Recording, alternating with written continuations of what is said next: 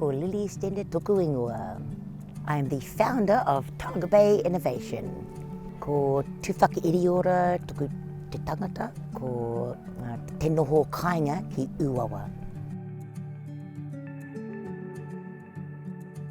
Technology for me is important because it bridges the gap between the haves and the have-nots.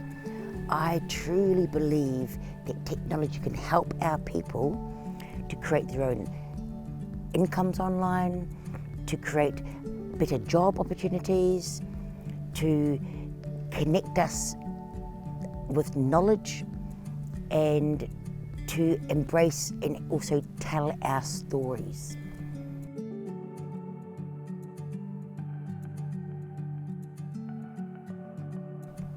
Well, what we need to increase technology capacity within our rural communities is capability.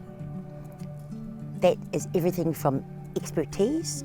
It means, for example, we already provide learnings for our kaumātua, learnings for our tamariki, but we need to build that capacity. So we need to be able to provide learnings in video editing, learnings in marketing, digital technologies, empower our businesses, empower our grassroots businesses so they have online capacity to be able to market their product or service to the world.